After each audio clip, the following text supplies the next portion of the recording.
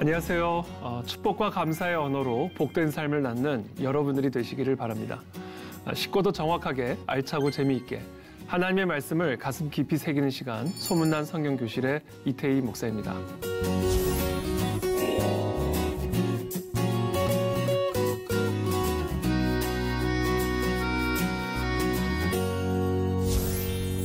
지난 시간에 나눈 내용들 기억하시죠? 듣기는 속히 하고 성내기는 더디하라 라는 주제를 가지고 우리 함께 하나님의 말씀 나눴습니다. 오늘 나눌 이야기는 구부러진 말이 구부러진 삶을 낳는다 입니다.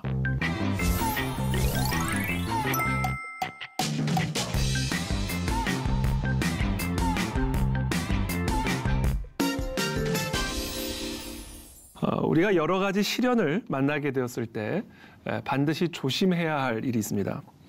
그것은 바로 시련에 속아 넘어가지 않는 겁니다. 이 시련의 속임수는 크게 세 가지입니다. 첫째, 우리가 시련을 만나게 되면 하나님이 나를 더 이상 사랑하지 않는다, 이렇게 속아 넘어갈 수가 있습니다. 그러나 그것은 사실이 아니죠. 우리가 어떤 상황 가운데 있든지 우리를 향한 하나님의 사랑은 변함이 없습니다. 그러므로 어떤 시련 가운데 있든지 속지 않게 되기를 바랍니다. 두 번째, 시련을 만나게 되면 우리는 어떤 속임수에 넘어가기가 쉽냐면 이 땅의 것을 더욱 사모하고 이 세상에 더욱 집착하라, 이렇게 우리를 속이는 경향들이 있습니다. 이것 역시 사실이 아닙니다. 왜냐하면 우리가 어떤 시련 가운데 있든 어떤 상황 가운데 있든 진정한 축복은 오직 우리 하나님으로부터만 내려오기 때문에 그렇습니다. 마지막으로 세 번째, 우리가 시련을 만나게 될 때 특별히 조심해야 할 것이 있는데, 하나님의 말씀을 열심히 듣기는 하지만 그러나 그 말씀대로 행하지는 말아라 라고 하는 이런 속임수에 넘어가기가 쉽다라는 사실이죠. 그냥 마음의 위로가 되고 생각에 평안함을 주는 그런 하나님의 말씀에 심취해서 감성적으로 우리의 슬프고 우리의 고통스럽고 절망스러운 마음이 위로를 받기를 원하는 그런 마음에 우리가 빠질 수가 있는 것입니다. 그러나 오늘 야고보서 1장 22절에 오늘 우리에게 이렇게 말합니다. 너희는 말씀을 행하는 자가 되고 듣기만 하여 자신을 속이는 자가 되지 말라, 이렇게 얘기합니다. 우리가 시련을 만나게 되면 사실 말씀을 듣고 그 말씀이 내 마음에 감정에 위로를 주기를 바라지만 또 그것으로 만족하려는 경향들이 있지만, 그러나 오늘 야고보는 우리에게 분명히 말합니다. 말씀을 듣기만 하여 자신을 속이는 자가 되지 말고 반드시 말씀을 행하는 자가 되어야 한다, 이렇게 이야기를 합니다. 우리를 시련에서부터 건져내 주시는 하나님의 능력은 단순히 말씀을 듣는 것으로만 이루어지는 것이 아니라 그 들은 말씀을 행할 때, 그때 말씀이 우리를 모든 시련으로부터 구원하시는 하나님의 능력이 될 수가 있는 것입니다. 또 이렇게 말합니다. 누구든지 말씀을 듣고 행하지 아니하면 그는 거울로 자기의 생긴 얼굴을 보는 사람과 같아서 제 자신을 보고 가서 그 모습이 어떠했는지를 곧 잊어버리거니와, 자유롭게 하는 온전한 율법, 우리를 모든 근심과 두려움과 염려로부터 자유롭게 하는 그 하나님의 말씀을 들여다보고 있는 자는 듣고 잊어버리는 자가 아니요 실천하는 자니, 이 사람은 그 행하는 일에 복을 받으리라. 자, 행하는 일로 말미암아 복을 받게 된다라는 겁니다. 하나님의 말씀은 우리를 모든 환난과 어려움과 슬픔과 절망으로부터 자유롭게 하시는 하나님의 능력입니다. 자, 그러나 그와 같은 하나님의 말씀을 우리가 경험하려면 단지 그 말씀을 듣기만 해서는 안 되고 들은 말씀대로 행해야만 한다라는 사실을 지금 이 야고보는 우리에게 강조하고 있는 것이죠. 이 복음서에 소개된 이 믿음의 기적들을 잘 보면 시련과 질병과 환난 가운데 있었던 많은 사람들을 건져내시는 예수님의 그 역사들을 가만히 보면 언제나 예수님의 명령으로 시작을 하는 것을 우리가 보게 됩니다. 예를 들어 예수님께서 길을 걸어가시다가 날 때부터 맹인된 사람을 보게 되십니다. 그리고는 예수님 갑자기 땅에다 침을 뱉으셨습니다. 그리고 그 진흙을 이겨서 그 맹인의 눈에 발라주셨습니다. 그리고는 우리 주님께서 그 소경에게 다음과 같이 말씀하셨습니다. 이르시되, 그렇죠. 말씀하시는 거예요. 이르시되. 우리 주님이 말씀하시되 실로암 못에 가서 씻으라 하시니 이에 가서 씻고 밝은 눈으로 왔더라. 이렇게 기록하고 있습니다. 그렇죠? 소경이라 할지라도 우리 주님의 말씀을 듣고 그 말씀대로 가서 씻고 밝은 눈으로 돌아왔다. 이렇게 기록을 하고 있죠. 그러니까 말씀을 단순히 들은 것만으로는 아무 일도 일어날 수가 없습니다.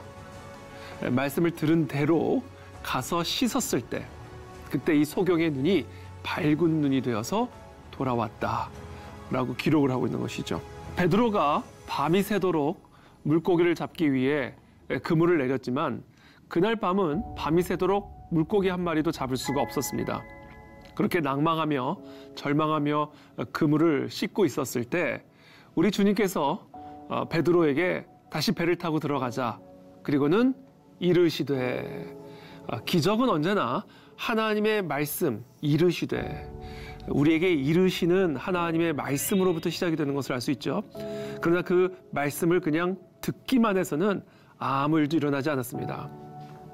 우리 주님이 이르시되 그물을 배 오른편에 던져라. 왼편도 아니요 앞쪽도 아니요 뒤편도 아니라 오른편에 던져라. 그렇죠? 이와 같은 말씀을 듣기만 한 것이 아니죠. 자, 그리하면 잡으리라. 자, 이와 같은 행함이 있으면 잡으리라. 그렇죠? 이에 베드로가 던졌더니 주님이 말씀하신 그대로 행했더니 듣기만 하지 않고 실제로 행했더니 물고기가 많아 그물을 들 수 없더라 라고 기록을 하고 있는 것을 우리는 보게 됩니다. 자, 이처럼 하나님이 우리의 삶에 하나님의 능력을 드러내 보여주시고 우리가 처한 이 모든 시련으로부터 우리를 자유케 하시는 그와 같은 하나님의 능력을 체험하기 위해서는 두 가지 요소가 반드시 있어야 한다는 사실을 우리는 이와 같은 말씀들을 통해서 배우게 됩니다. 첫 번째, 이르시되. 그렇죠? 말씀입니다. 그리고 두 번째, 이 말씀대로 가서 씻고 가서 이에 던졌더니 말씀 들어 더하기 행함.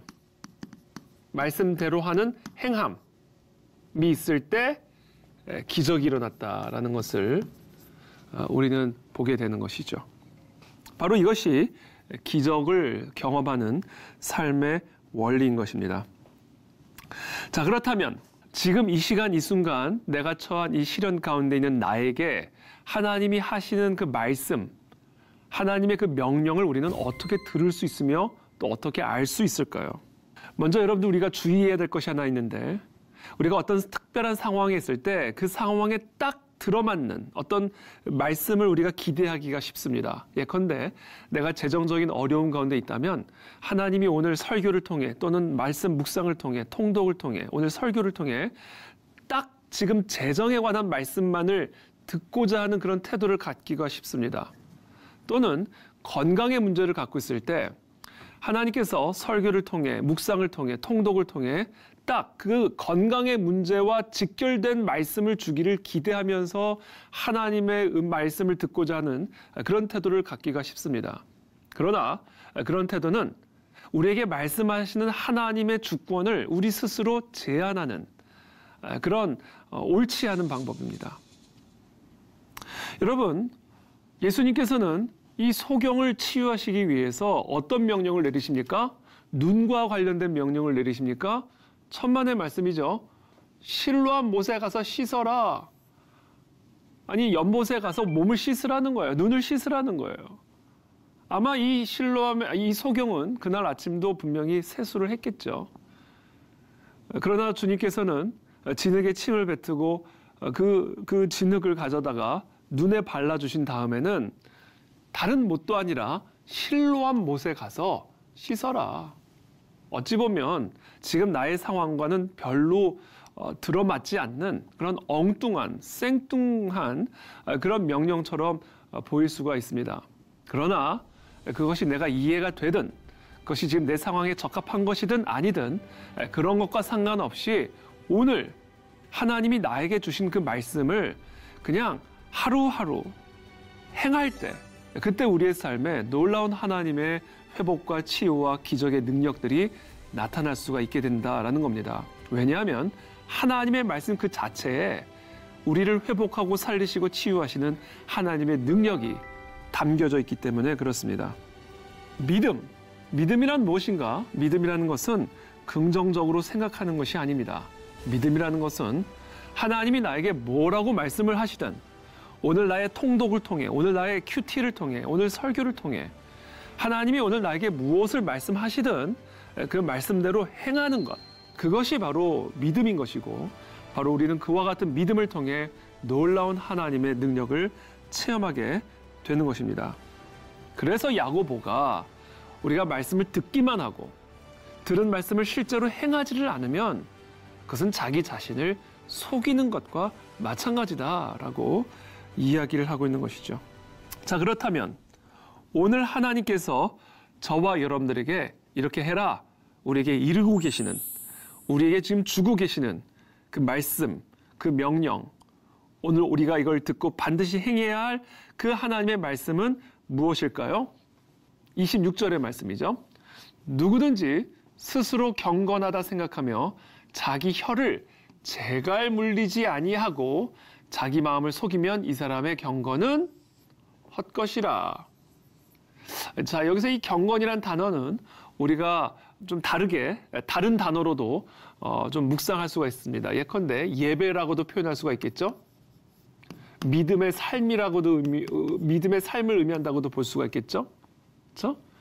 자, 누구든지 내가 지금 예배를 드리고 있다라고 생각하는 가운데 또는 누구든지 나는 주님을 잘 믿고 있다라고 생각하면서 정작 자기 혀를 재갈 물리지 않는 그런 사람들은 지금 자기의 마음을 속이고 있는 것이고 그와 같은 사람의 예배는 그와 같은 사람의 경건은 그와 같은 사람의 거룩은 그와 같은 사람의 기도는 그와 같은 사람의 믿음은 다 헛것이 된다. 그러므로 저와 여러분들이 정말 지금 하나님을 사랑하는 사람, 하나님께 정말 예배드리는 경건한 사람, 믿음의 사람이라고 한다면 오늘 우리가 무엇을 해야 하는가? 우리의 혀를 재갈 물리는 일을 해야 한다라고 오늘 우리 주님께서는 말씀하고 계십니다. 그러면서 잠언 4장 24절의 말씀입니다. 구부러진 말을 내 입에서 버려라. 그리고 비뚤어진 말을 내 입술에서 멀리하라. 이렇게 해라 이겁니다. 그때 우리는 하나님이 우리의 삶에 일하시는 역사들을 경험하게 된다라는 것이죠. 내 삶의 질병이 치유가 되고 내 삶의 재정적인 문제가 해결이 되고 내 삶의 관계적인 어려움들이 해결이 되고 내 삶의 다양한 종류의 시련으로부터 내가 자유케 되어지는 일과 도대체 내 혀를 재갈 물리는 일이 도대체 무슨 상관이 있을까? 이렇게 생각하실지 모르겠지만 그렇지 않습니다. 하나님은 시련 가운데 있는 당시 교회들을 향하여 성도들에게 말하는 겁니다. 그 시련 속에서 너희를 구원하시는 하나님의 능력을 경험하기를 원하느냐? 그렇다면 하나님의 말씀을 듣기만 하고 행하지 않는 그런 어리석은 일을 버리고 하나님의 말씀대로 행하라. 그러시면서 하시는 말씀이 이거예요. 내 혀에 재갈을 물리라. 왜냐하면 너의 말이 구부러지면, 너의 말이 비뚤어지면 그러면 네가 얽히게 되고 그 말로 얽히게 되고 그 말로 인하여 잡히게 되기 때문에, 즉 우리의 말이 구부러지면 우리의 삶도 구부러지고 우리의 말이 비뚤어지면 우리의 삶도 비뚤어지게 된다라는 말씀을 오늘 우리에게 주고 계시는 겁니다. 자, 그렇기 때문에 저와 여러분들이 언제나 우리의 말이 구부러지지 않도록, 우리의 혀로 구부러진 말을 하지 않도록, 우리의 혀로 비뚤어진 말을 하지 않도록 언제나 주의하고 조심해야 하는데요. 그 방법을 제가 하나 가르쳐 드리겠습니다. 그것은 바로 하나님의 말씀을 담아서 말을 하는 훈련들을 하는 겁니다. 할 수 있거든이 무슨 말이냐? 믿는 자에게는 능치 못함이 없느니라. 귀신 들린 아들을 둔 아버지가 자신의 아들을 고쳐달라고 하면서 예수님에게 할 수 있거든 우리 아들을 좀 고쳐주십시오. 그 말을 들은 주님께서는 뭐라고 말씀하세요? 할 수 있거든이 무슨 말이냐? 믿는 자에게는 능치 못함이 없느냐. 말을 고쳐주시죠. 그 아버지의 구부러진 말을 고쳐주시죠. 그 아들이 귀신으로부터 자유할 수 없었던 이유는 바로 아버지의 말이 구부러져 있었기 때문에 자신의 인생도 구부러질 수밖에 없었던 겁니다. 그래서 우리 주님은 먼저 그 아버지의 구부러진 말을 고쳐주시죠. 할 수 있거든이 도대체 무슨 말이야? 그런 말은 하지 말아라. 정말 주님을 믿는 자에게 할 수 있거든이라는 말이 도대체 무슨 말이냐? 그러므로 우리의 혀에 재갈을 물린다라는 것은 우리가 아무 말도 하지 않고 살아가는 것을 의미하는 것이 아니라 그것이 어떤 말이든 하나님의 말씀이라고 하는 재갈로 우리의 혀를 묶어라. 우리의 혀가 내 생각, 내 마음대로 마음껏 혀가 움직이게 하지 말고 하나님의 말씀대로 말하는, 그래서 우리의 혀가 철저하게 하나님의 말씀의 지배를 받게 하라. 그때 우리의 삶에 하나님의 은혜와 능력의 기적의 역사가 일어나게 된다. 말씀 묵상입니다. 날마다 주야로 여호와의 율법을 묵상함으로 우리의 구부러진 말이 구부러지지 않고 비뚤어진 말이 비뚤어지지 않고 언제나 하나님의 말씀의 재갈에 우리의 혀가 물려있게 할 때 주야로 여호와의 율법을 묵상하여 시냇가에 심겨진 나무와 같은 그런 우리의 삶이 되어질 때 그때 우리는 시절을 쫓아 과실을 맺는 그런 형통한 인생이 될 수 있다라는 겁니다. 자, 그렇다면 우리가 하나님의 말씀을 항상 묵상하고 그리고 우리의 혀를 그와 같은 하나님의 말씀으로 재갈을 물린다고 한다면 우리는 어떤 언어 습관을 형성시켜야 할까요? 정말 하나님의 약속의 말씀이 우리의 혀를 묶고 있고 하나님의 위로의 말씀이 우리의 혀를 묶고 있고 하나님의 그 전능하신 하나님의 속성이 우리의 혀를 묶고 있다면 과연 우리는 어떤 언어 습관을 가져가게 될까요? 두 가지를 여러분들에게 말씀을 드리겠습니다. 첫 번째는 축복의 말을 하게 되어 있습니다. 축복의 말. 우리가 정말 하나님의 말씀을 주야로 묵상하고 하나님의 성품이 어떠한 성품인지를 우리가 정말로 알고 있고 그래서 그분의 말씀이 우리의 혀를 재갈 물리고 있다면 우리는 저주의 말이 아닌 축복의 말, 비판의 말이 아닌 축복의 말, 절망의 말이 아닌 축복의 말을 많이 하게 될 겁니다. 격려하고 위로하고 누군가를 저주하고 미워하는 말이 아니라 격려와 위로의 말, 소망의 말, 그와 같은 말을 많이 하게 될 겁니다. 왜냐하면 우리 하나님은 위로와 소망의 하나님이시기 때문에 그렇습니다. 천재적인 발명가였죠. 에디슨이 초등학교 때 전응아로 취급을 받고 퇴학을 당할 뻔했다라는 아주 유명한 이야기가 있습니다. 에디슨은 큰 성공을 거둔 뒤에 기자들로부터 그 비결이 무엇이었는가 질문을 받았습니다. 그리고 그는 주저하지 않고 모든 공을 어머니에게 돌렸습니다. 학교에서 쫓겨난 아들을 이 에디슨의 어머니는 오히려 격려해주고 위로해 주었다고 합니다. 실망하지 마라. 너는 상상력도 풍부하고 호기심도 많은 아이란다. 너는 마음만 먹으면 무엇이든지 할 수 있어. 나는 네가 꼭 훌륭한 사람이 되리라 믿는다. 학교에서 퇴학을 당한 에디슨, 자기의 아들에게 이 어머니는 미워하거나 저주하거나 정죄하는 말이 아니라 축복하고 위로하고 격려하는 말, 그와 같은 말을 통하여 이 아이가 낭망하지 아니하고 절망과 염려에 묶이지 않도록 이 아들을 축복해 주었다라는 것이죠. 구제불능으로 낙인 찍혀서 학교까지 쫓겨난 아들에게 어떻게 그런 격려의 말을 할 수 있었을까요? 어린 아들의 천재성을 이미 발견했었기 때문일까요? 아마도 그렇지는 않았을 겁니다. 에디슨은 이 어머니의 이 격려와 축복의 말을 평생토록 마음에 담아두었다고 합니다. 그래서 99번의 실패에도 좌절하지 않고 언제나 100번째 도전을 할 수 있는 힘을 가질 수 있었다라고 이야기를 합니다. 자, 누군가가 나를 믿어주고 신뢰해주고 또 격려하고 축복해주는 것처럼 정말 우리에게 힘을 북돋아주는 그런 큰 힘의 원천이 있을까요? 만약에 그때 어머니가 너는 왜 맨날 이 모양이니? 라는 꾸중만 했다면 과연 위대한 발명가 에디슨이 존재할 수 있었을까요? 잠언서 12장 18절에 보면 이런 말씀이 있습니다. 칼로 찌름같이 함부로 말하는 자가 있거니와 지혜로운 자의 혀는 양약과 같으니라. 우리 많은 사람들에게 이와 같은 축복의 말을 통하여 격려와 위로와 소망의 말을 통하여 양약과 같은 그런 사람들이 되기를 예수님 이름으로 축복합니다. 자, 두 번째, 마지막으로 우리는 어떤 말의 습관들을 가져야 할까요? 감사의 말을 항상 하십시오. 우리가 잘 아는 민수기 13장, 14장에 보면 가나안 정탐꾼의 이야기가 나오죠. 하나님이 약속하신 그 땅에 정탐을 다녀온 12명의 정탐꾼 가운데 갈렙과 여호수아를 제외한 나머지 10명의 정탐꾼들은 하나같이 다 하나님께서 이미 약속하신 저 젖과 꿀이 흐르는 땅에 대해서 악평하고 원망했다, 이렇게 기록을 하고 있습니다.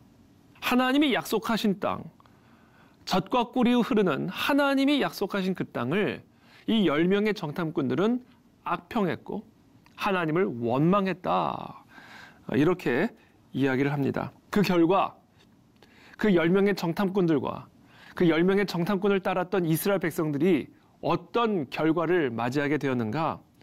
민수기에 보면 민수기 14장 36절부터 보면 이렇게 되어 있습니다. 모세의 보냄을 받고 땅을 정탐하고 돌아와서 그 땅을 악평하여 온 회중이 모세를 원망하게 한 사람, 곧 그 땅에 대하여 악평한 자들은 여호와 앞에서 재앙으로 죽었고 그 땅을 정탐하러 갔던 사람들 중에서 오직 눈의 아들 여호수아와 여분의 아들 갈렙은 생존하니라. 자, 하나님께서 주신 그 약속의 땅을 보고 와서 하나님께 감사하는, 축복하는 믿음의 언어를 썼던 갈렙과 여호수아는 하나님이 약속하신 그 약속의 땅을 누릴 수가 있었지만, 그러나 하나님이 주신 그 약속의 땅을 악평하고 하나님과 모세를 원망했던 그 이스라엘 백성들은 결국 그들이 말한 대로 하나님의 저주를 받아 그 땅에 들어가지 못하게 되었습니다. 구부러진 말은 구부러진 삶을 낳습니다. 우리의 말이 비뚤어지면 우리의 삶도 비뚤어집니다. 하나님의 말씀이 우리의 혀를 제갈 물리게 하여 주십시오. 그때 우리의 삶에 놀라운 하나님의 은혜의 축복이 펼쳐지게 될 줄을 믿습니다. 그래서 데살로니가 전서 5장 18절에서 우리 사도 바울은 말씀하십니다. 범사에 감사하라. 모든 일에 감사하라. 이는 그리스도 예수 안에서 너희를 향하신 하나님의 뜻이니라. 이게 바로 하나님의 명령이라는 거예요. 시련 가운데 있는 사람들, 절망 가운데 있는 사람들을 향하여 하나님이 하시는 말씀, 하나님의 뜻, 우리가 듣기만 할 것이 아니라 행해야 할 하나님의 뜻이 뭐냐? 범사에 감사하라. 좋은 일이든 나쁜 일이든 슬픈 일이든 즐거운 일이든 기쁜 일이든 기쁘지 않은 일이든 모든 일에 대해서 감사하라. 이것이 우리를 향하신 하나님의 뜻이요 명령이다. 누추함과 어리석은 말이나 희롱의 말이 마땅치 아니하니 오히려 감사하는 말을 하라. 이것이 바로 오늘 우리 야고보를 통해서 특별히 시련 가운데 있는 우리 성도들에게 주고 계시는 메시지이고 야고보를 통해서 우리에게 말씀하시는 하나님의 명령이요 뜻입니다. 여러분 오늘 유익한 시간이 되셨습니까? 오늘 수업은 유튜브를 통해 다시 보실 수 있습니다. 복습을 통해 오늘 나눈 내용을 더욱 되새길 수 있게 되기를 바랍니다. 다음 6번째 강의는 긍휼을 행하는 사람이 믿음이 있는 사람이다라는 주제를 가지고 계속해서 우리 야고보서 함께 공부하겠습니다. 오늘도 진리 안에서 평안하시기를 바랍니다. 그럼 저는 다음 시간에 뵙겠습니다. 감사합니다.